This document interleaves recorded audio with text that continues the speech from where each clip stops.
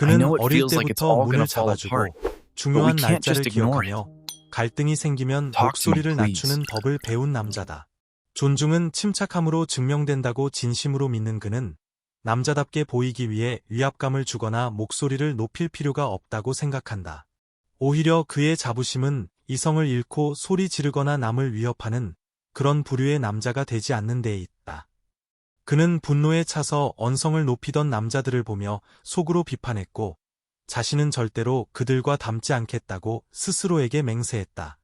연애 초기 몇 달 동안 이 남자는 거의 완벽해 보인다.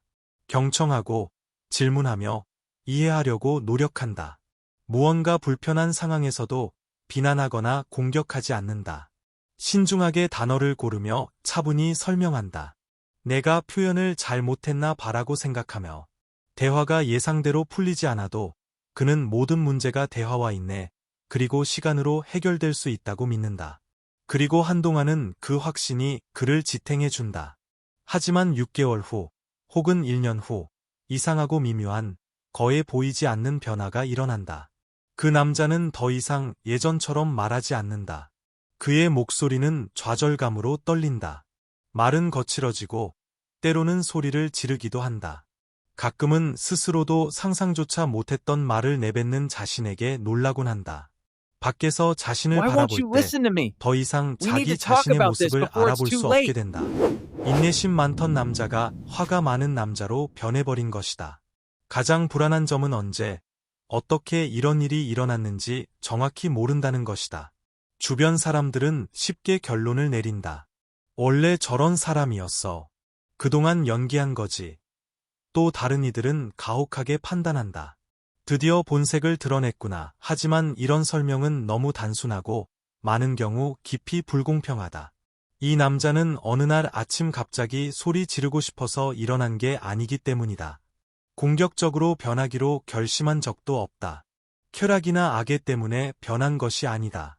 그가 그토록 두려워하던 그 모습으로 무언가가 그를 천천히 밀어붙였기 때문이다. 여기서 대부분의 사람들이 묻깃거려하는 불편한 질문이 등장한다. 만약 그 남자가 분노를 스스로 만들어낸 것이 아니라 분노를 사용하도록 훈련받은 것이라면 어떨까?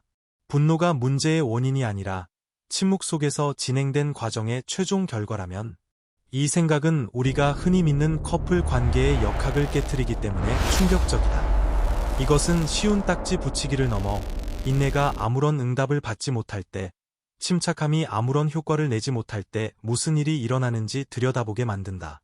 이 이야기는 분노를 정당화하거나 절대적인 범인을 찾으려는 것이 아니다. 평온함을 무엇보다 소중히 여겼던 한 남자가 어떻게 자신이 가장 경멸하던 행동에 유지하게 되는지를 이해하려는 것이다. 그리고 표면 아래에서 실제로 무슨 일이 벌어지고 있는지 깨닫지 못한 채 우리가 얼마나 자주 이런 변질을 목격해왔는지 묻기 위함이다. 그 인내심 많은 남자가 변해가는 과정을 이해하려면 관계를 아무도 의도하지 않은 심리 실험처럼 조금 불편한 각도에서 바라봐야 한다. 여기에는 명백한 악당도 숨겨진 의도도 없다. 그저 상호작용하고 반응하고 무의식적으로 학습하는 두 사람이 있을 뿐이다.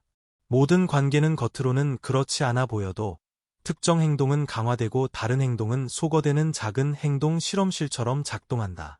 이 보이지 않는 실험실에서 그는 자신을 실험 대상으로 보지 않는다. 그저 소통하고 있다고 믿는다.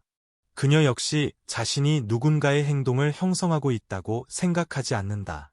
그저 매 순간 느끼는 대로 반응할 뿐이라고 생각한다. 하지만 그 반응들이 쌓여 아주 명확한 패턴을 만들기 시작한다. 두 사람 모두 그것을 완전히 인식하지 못할지라도 말이다.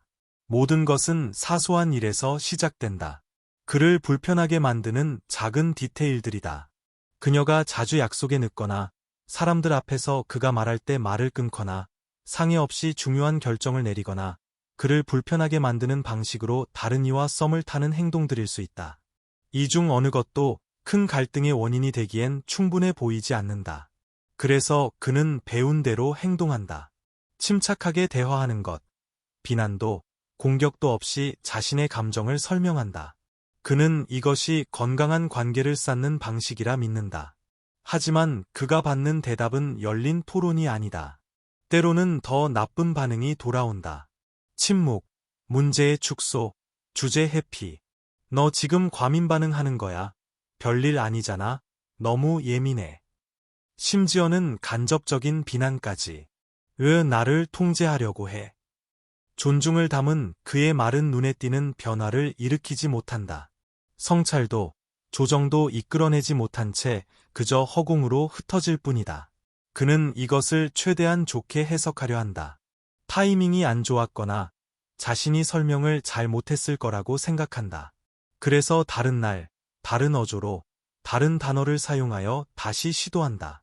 여전히 침착함의 힘을 믿으면서. 하지만 결과는 반복된다.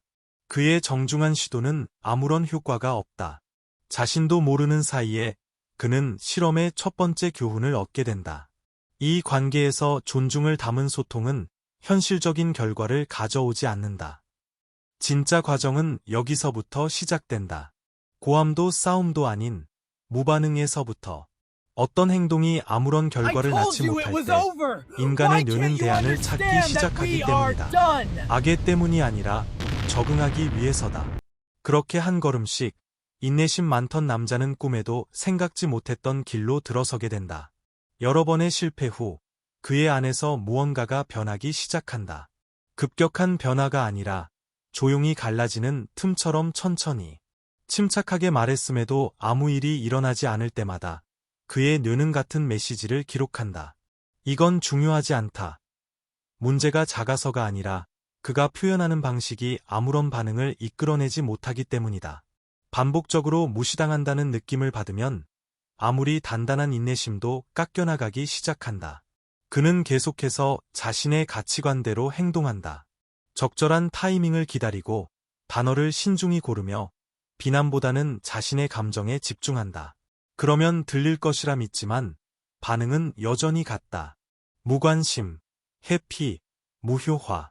고함도 드라마도 없지만 벽에 대고 이야기하는 듯한 끈질긴 느낌만이 남는다. 그의 걱정들은 차분하게 표현되는 동안 무게를 잃는다. 여기서 거의 아무도 눈치채지 못하는 핵심적인 일이 발생한다. 그녀가 그를 의도적으로 무시하기로 결정한 것은 아니다. 단지 그의 차분한 말들이 긴급함을 주지 않고 일상의 리듬을 방해하지 않으며 즉각적인 주의를 요구하지 않을 뿐이다. 그녀의 마음속에서 그런 대화들은 미루거나 축소하거나 잊어버려도 되는 것으로 인식된다. 의도치 않게 보이지 않는 위계 질서가 세워진다. 차분하게 말한 것은 선택사항이다. 이 경험은 그에게 깊은 혼란을 준다. 그는 존중이 문을 열고 좋은 말과 경청, 대화가 정서적 성숙의 신호라고 배워왔기 때문이다. 하지만 그가 겪는 현실은 그 모든 것과 모순된다. 그는 문제가 자신에게 있는지 묻기 시작한다. 설명이 부족했나?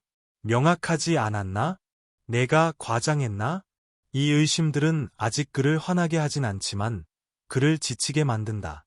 시간이 지나면서 메시지는 더 명확하고 고통스러워진다. 그의 소통 방식은 이 관계에서 실용적인 가치가 없다. 변화를 만들지도, 선을 긋지도, 자신의 필요를 보호하지도 못한다. 말로 표현하지 않아도 뇌는 그것을 이해하기 시작한다. 반응 없는 정중한 대화가 반복될수록 이곳에서 침착함은 쓸모없다는 생각만 강화된다. 이 지점에서 인내는 미덕이 아니라 약점처럼 느껴지기 시작한다. 실제로 약해서가 아니라 외부의 인정을 전혀 받지 못하기 때문이다. 그는 변하고 싶지 않다. 목소리를 높이고 싶지 않다. 하지만 자신도 모르는 사이 그의 뇌는 들리기 위한 다른 방법을 찾고 있다. 대립을 원해서가 아니라 순전히 필요에 의해서다. 침착함이 작동하지 않을 때 뇌는 포기하지 않는다. 이건 당장 해결책이 없어 라고 말하지 않는다. 훨씬 더 위험한 일을 한다. 무의식적으로, 거의 자동적으로 실험을 시작한다. 결과를 바꿀 변수를 찾는 것이다. 부드러운 톤이 안 통하면 명확성이 문제일까? 그는 더 직설적으로, 공격적이지 않으면서도 단호하게 말해본다. 하지만 여전히 아무 일도 일어나지 않는다. 그 후엔 진지함을 시도한다. 웃음기를 빼고 긴장된 표정으로 중요성을 전달하려 한다. 또다시 침묵. 그 다음엔 끈기를 시도한다. 며칠 뒤 같은 주제를 반복하면 무관심이 깨질 것이라 믿으며. 하지만 결과는 똑같다. 아무것도 변하지 않고 아무것도 움직이지 않는다. 여기서 이른바 별표 내면의 단계적 알고리즘, 별표이 작동하기 시작한다. 이것은 의식적인 결정이 아니라 적응 과정이다. 인간의 뇌는 패턴을 식별하도록 설계되어 있다. 어떤 행동이 결과를 낳고 어떤 행동이 그렇지 않은가. 실패한 시도들은 흔적을 남긴다. 마음은 이 관계 안에서 특정 행동들이 아무런 효과가 없음을 기록한다. 그는 화내고 싶지 않다. 사실 적극적으로 저항한다. 싸울 가치가 없다고, 소리 지르는 사람이 되고 싶지 않다고 스스로에게 말한다. 대안을 찾는다.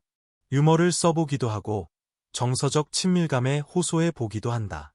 시간, 장소, 상황을 바꿔본다. 아무것도 통하지 않는다. 그는 자신도 모르게 한 가지 유형의 자극에만 반응하는 시스템에 갇혀버렸다. 차분하고 합리적이며 존중하는 모든 것은 녹아 없어진다. 관계의 피상적인 평화를 깨뜨리지 않는 모든 것은 눈에 띄지 않고 지나간다. 밖에서 보기에 그토록 소중해 보이는 그 평화가 무관심을 보호하는 장벽이 되어버린다. 이 과정은 몇 주, 몇 달, 심지어 몇 년이 걸릴 수도 있다. 밖에서는 아무 심각한 일이 없는 것처럼 보인다. 큰 싸움도, 극적인 이별도 없지만 안에서는 무언가가 쌓이고 있다. 실패한 시도 하나하나가 좌절감을 한 겹씩 더한다. 침묵 하나하나가 진지하게 받아들여지지 않는다는 느낌을 강화한다. 인내심 있는 남자는 목소리를 높이는 것에 계속 저항하지만 그의 뇌는 이미 근본적인 것을 학습했다. 들리고 싶다면 강도를 높여야 한다. 원해서가 아니라 경험에 의해 다른 모든 선택지가 제거되었기 때문이다. 이 단계적 상승은 분노로 시작되는 것이 아니라 절망으로 시작된다. 축적된 감정이 견딜 수 없는 지점에 도달한다. 연극적이거나 계획된 것이 아니다. 차가운 결단도 아니다. 그것은 부서지는 순간이다. 그는 지쳤다. 반복하고, 설명하고, 적응하고, 기다리는 것에 지쳤다. 올바른 소통 방식을 모두 써버렸지만 그 어떤 것도 충분하지 않았음을 느낀다. 그리고 그때 그가 맹세코 하지 않으려던 일이 일어난다. 그는 목소리를 높인다. 지배하고 싶어서도, 갈등을 즐겨서도 아니다. 더 이상 무엇을 해야 할지 모르기 때문이다. 그것은 상처 주려는 욕망이 아니라 탈진에서 터져 나온 비명이다. 그리고 바로 그 순간 매우 당혹스러운 변화가 일어난다. 그녀가 반응하고, 듣고, 대답한다. 처음으로 주제가 회피되지 않는다. 처음으로 진짜 주의를 기울인다. 그녀는 놀라거나, 화를 내거나, 울거나, 방어할지도 모른다. 하지만 핵심은 이번에는 무시하지 않았다는 것이다. 문제를 인식했다. 때로는 사과하거나, 변하겠다고 약속하거나, 적어도 문제가 존재한다는 것은 인정한다.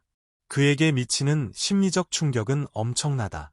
그렇게 오랫동안 낮은 목소리로 말했을 때는 없던 결과가 강도를 높이자 나타났다. 여기서 조건화가 완성된다. 결과로부터 학습하도록 설계된 뇌는 잔인할 만큼 명확하게 패턴을 등록한다. 인내는 아무것도 만들어내지 못했다. 침착함은 변화를 주지 못했다. 반면 분노는 해냈다. 그가 소리 지르는 기분을 좋아하지 않든 그 지경까지 간 자신을 혐오하든 상관없다. 결과는 거기 있고 즉각적이고 유형적이다. 뇌는 결과와 논쟁하지 않는다. 이 순간은 비극적이다. 왜냐하면 그것이 해결책처럼 보이기 때문이다. 그는 일시적인 안도감을 느낀다. 드디어 내 말이 들렸다. 드디어 내 불편함이 중요해졌다. 하지만 그 안도감에는 보이지 않는 대가가 따른다. 그는 알지 못한 채 이 관계에서 소통하는 유일한 효과적인 방법은 분노를 통하는 것뿐이라는 사실을 배워버렸다. 그것이 옳아서가 아니라 무관심을 깨는 유일한 것이기 때문이다. 이 시점부터 예전과 같은 것은 없다. 그가 자동적으로 공격적인 남자가 되는 것은 아니다. 여전히 저항한다. 여전히 침착함으로 돌아가려 노력한다. 하지만 이제 내부에는 끊임없는 비교가 존재한다. 존중하며 말했을 때 아무 일도 일어나지 않을 때마다 그의 마음은 효과가 있는 도구가 존재한다는 것을 상기시킨다. 그리고 그가 화를 내서 반응을 얻어낼 때마다 그 학습은 강화된다. 가장 아이러니한 것은 많은 경우 그녀 역시 무슨 일이 일어났는지 인식하지 못한다는 점이다. 그녀는 단순히 과한 행동에 반응했다고 생각한다. 극기까지 이르게 된 전체 과정을 보지 못한다. 자신의 이전의 무관심과 마지막 폭발을 연결 짓지 못한다. 그렇게 의도도 악의도 없이 두 사람은 누구도 원치 않지만 서로가 먹이를 주는 패턴에 갇히게 된다. 첫 번째 폭발 이후 갈등은 더 이상 두 사람 사이에만 있는 것이 아니다. 그의 내면에 자리 잡는다. 진짜 충격은 혼자 남아 자신의 행동을 되돌아볼 때 찾아온다. 그는 강하다거나 승리했다고 느끼지 않는다. 혼란스럽고 불편하고 수치스럽기까지 하다. 목소리를 높인 그 사람은 자신이 알던 자신의 모습과 일치하지 않기 때문이다. 그를 괴롭히는 질문들이 시작된다. 나도 원래 이런 사람이었나? 인내심 있는 척 나를 속이고 있었던 건가? 결국 내가 비판하던 그 남자들과 다를 바 없는 건가? 이 의심은 상처 입은 자존심이 아니라 자신을 배신했다는 두려움에서 나온다. 그에게 침착함은 전략이 아니라 정체성의 일부였기 때문이다. 동시에 무시하기 힘든 모순이 등장한다. 고함은 효과가 있었다. 인정하기 괴롭지만 그는 몇 달 혹은 몇 년을 찾아 헤매던 것을 얻었다. 관심, 대답, 문제의 인정. 그 효율성은 분노에 대한 그의 도덕적 거부감과 정면으로 충돌한다. 소리 지르는 게 싫지만 소리 지르지 않으면 들리지 않는다는 것을 안다. 그 긴장감이 그의 내면을 찢어놓는다. 그러면 침묵의 자기합리화 단계가 시작된다. 이번 한 번뿐이야. 다시는 안 그럴 거야. 다음번엔 더 차분하게 말하겠다고 약속한다. 하지만 다시 시도하고 또다시 무시당할 때 좌절감은 더 강하게 돌아온다. 문제 자체 때문만이 아니라 존중을 담은 자신의 모습이 이 관계에서 설 자리가 없다는 느낌 때문이다. 이 위기는 밖으로 드러나지 않는다.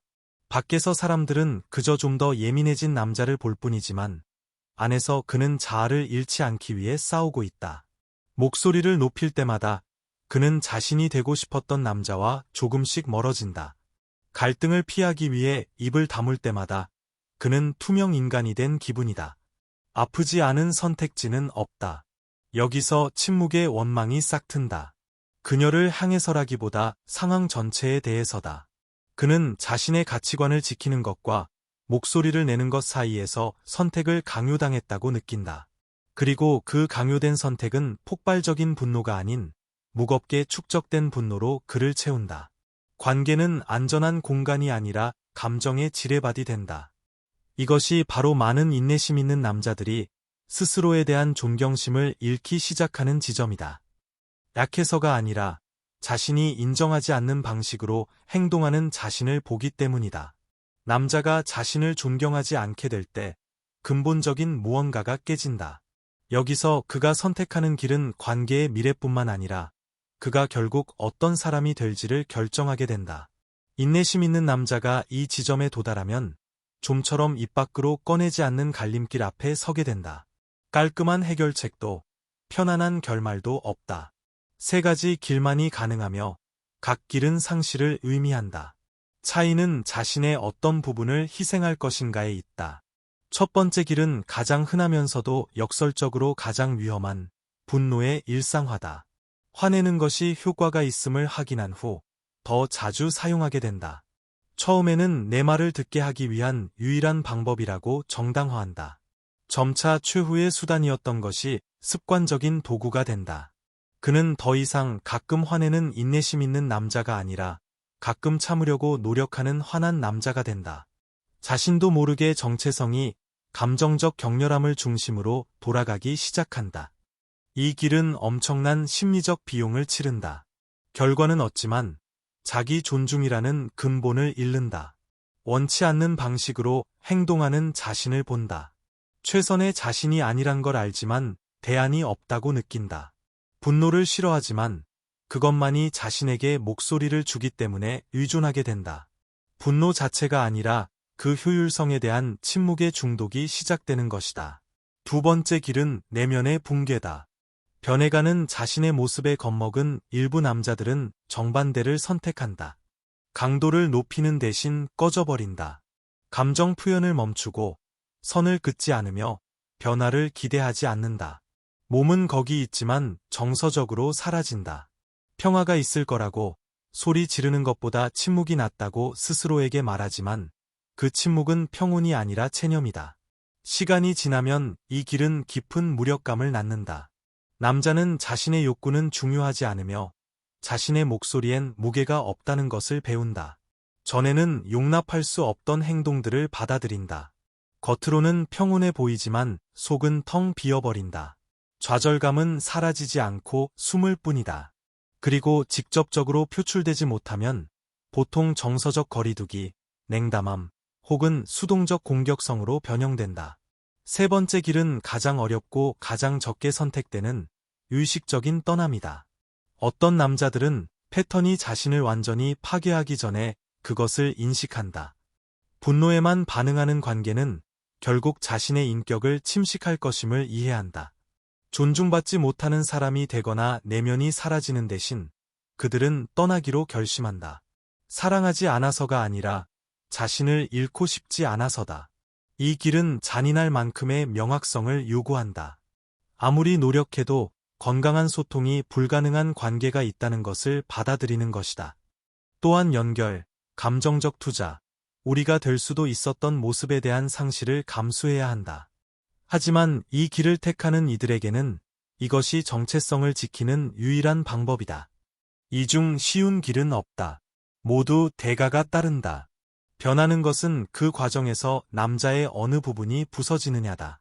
그리고 그 선택은 종종 무의식적이지만 관계의 운명뿐만 아니라 그 이후 그 남자가 어떤 사람이 될지를 정의한다. 일단 이 길 중 하나가 시작되면 패턴은 개인의 것을 넘어 순환적인 것이 된다. 더 이상 그가 무엇을 하느냐 마느냐의 문제가 아니라 두 사람이 같은 시스템 안에서 어떻게 반응하느냐의 문제다.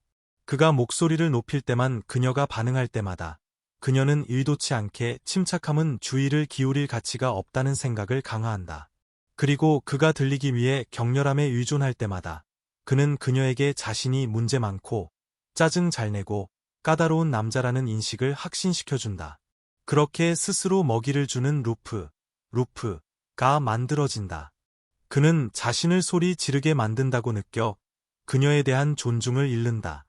그녀는 소리 지르는 그를 보며 그에 대한 존중을 잃는다. 각자의 관점에서는 둘 다 옳고 둘 다 계획하지 않은 역학에 갇혀 있다. 가장 해로운 것은 보통 둘 다 문제의 진짜 기원을 식별하지 못한다는 점이다. 그들은 최종 결과만 볼 뿐이다. 이 루프는 문화적 맥락에 의해 더욱 증폭된다. 수년 동안 남자들은 목소리를 높이는 것은 용납될 수 없으며 분노의 표현은 독성의 신호이고 건강한 남성성은 언제나 침착하고 절제되며 거의 침묵에 가깝다고 들어왔다. 동시에 많은 이들이 그 침착함이 체계적으로 무시당하는 관계에 놓여 있다. 그들이 받는 메시지는 모순적이고 잔인하다. 화를 내면 그들이 문제다. 화를 내지 않으면 그들은 존재하지 않는다. 이 이중 압박은 엄청난 심리적 긴장을 유발한다.